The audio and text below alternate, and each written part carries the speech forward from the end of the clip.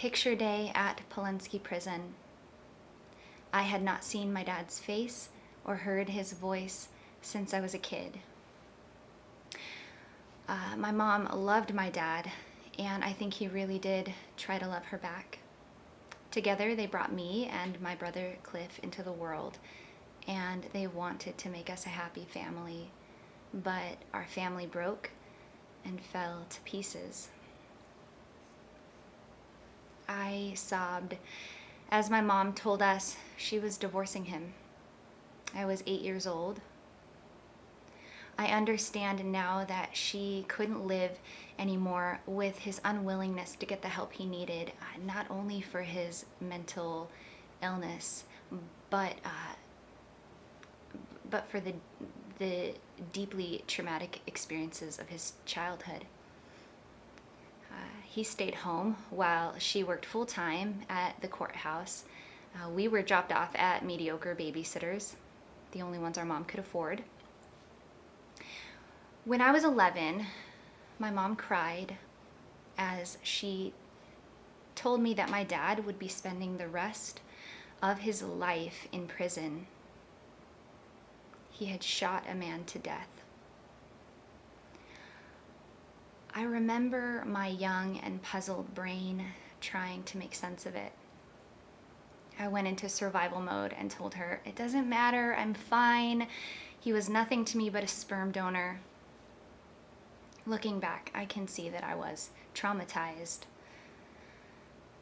My mom was limited in her understanding and ability to walk me through a process of healing.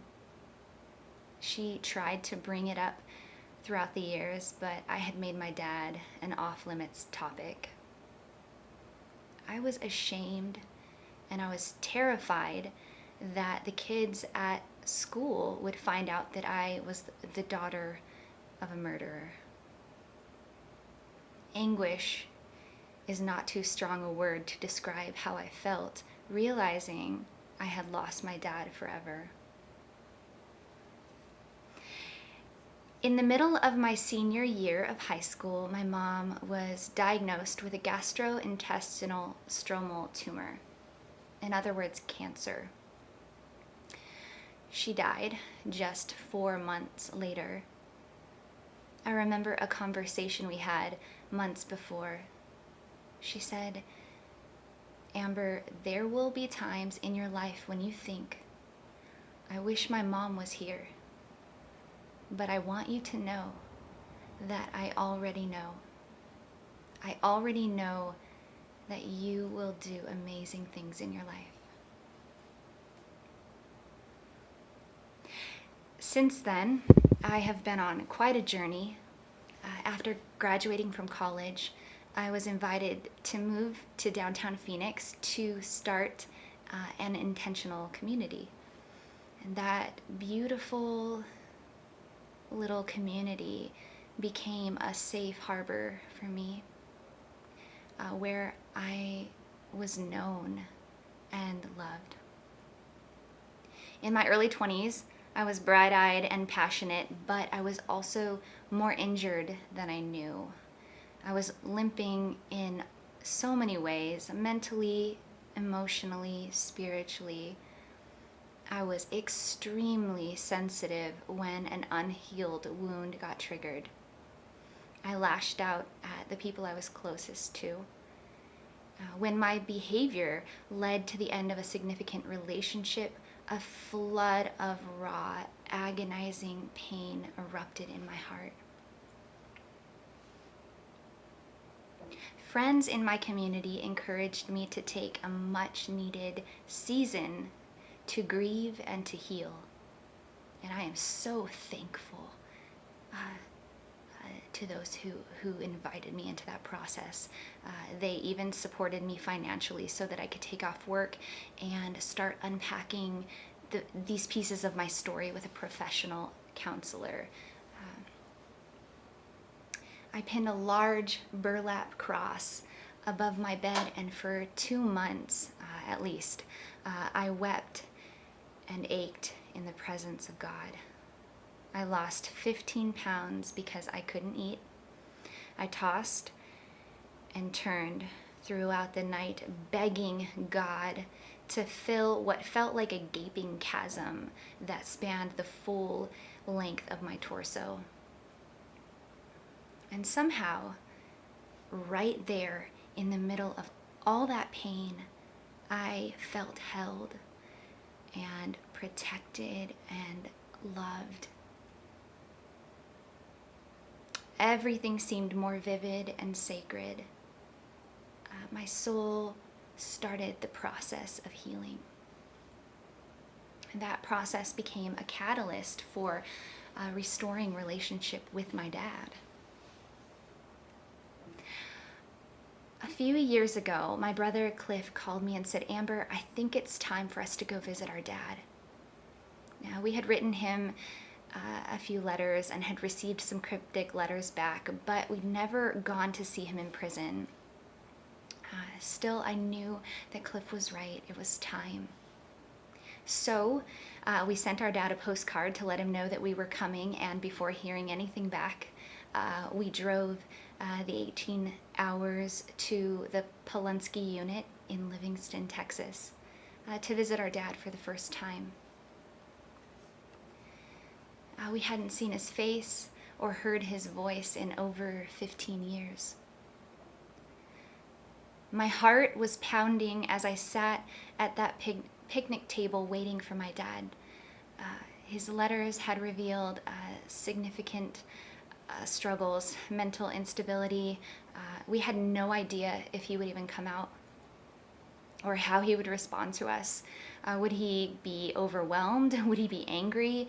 Would he say strange things? I wasn't even sure how he felt about me. Would we hug? Would that feel weird?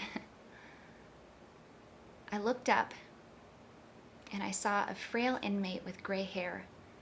He was wearing an all-white jumpsuit. "Well, that's not him," I whispered.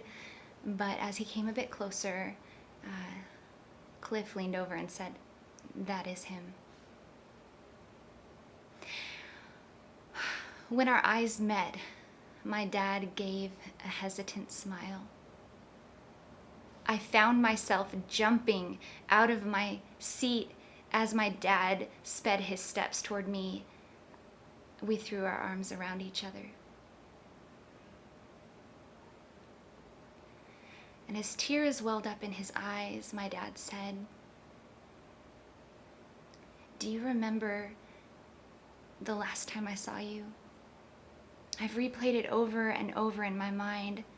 I just can't remember if I hugged you, if I told you that I love you." On the long drive home, I started writing a song to process some of the intense emotions that were crashing around inside of me. It's called Freedom Road. And it really has been a long road, learning what it means to forgive my dad for all the ways that he wasn't there for me when I needed him. Forgiveness does not minimize the wrong that has been done. Instead, it acknowledges that ultimately I'm not my dad's judge, and I can release him to God, who is both completely just and completely merciful. It's not mine to carry. Forgiveness has opened my heart, and I love my dad so much. It's still complicated. I'm still processing, I'm still healing, but I have such a depth of love in my heart for my dad. And my dad, James Hunter, is an artist.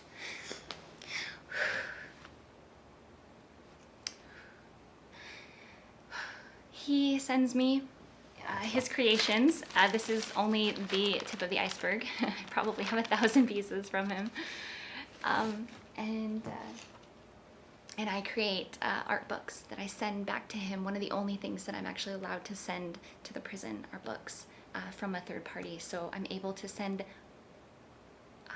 his art books. He said to me, Amber, they're the best gift I've ever received, and that comes right from the center of my heart.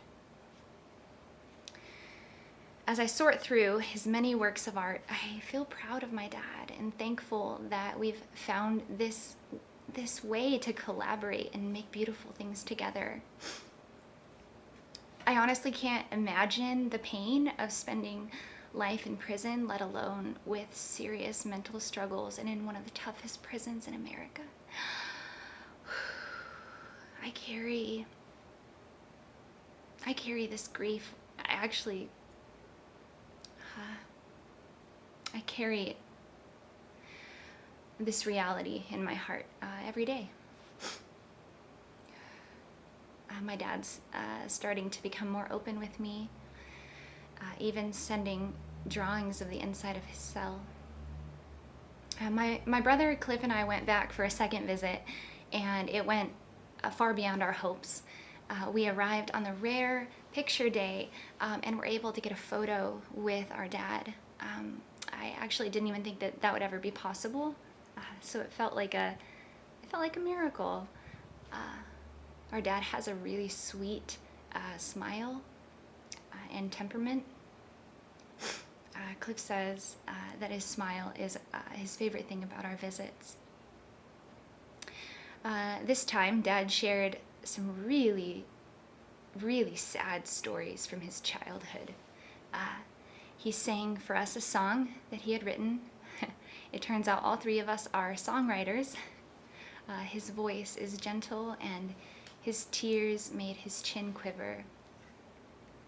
He said, "This is the best visit ever." And that he felt like a free man outside of the fences. As we were leaving and he was headed back to his cell, I got the urge to run back and give my dad another hug. It caught him off guard and he smiled.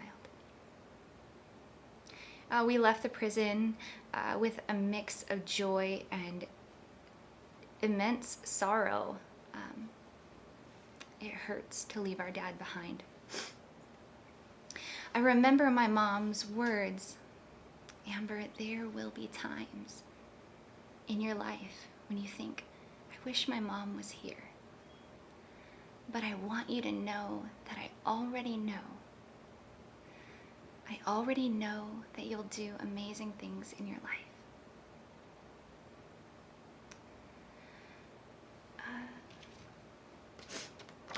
I wish my mom was here to see this photo.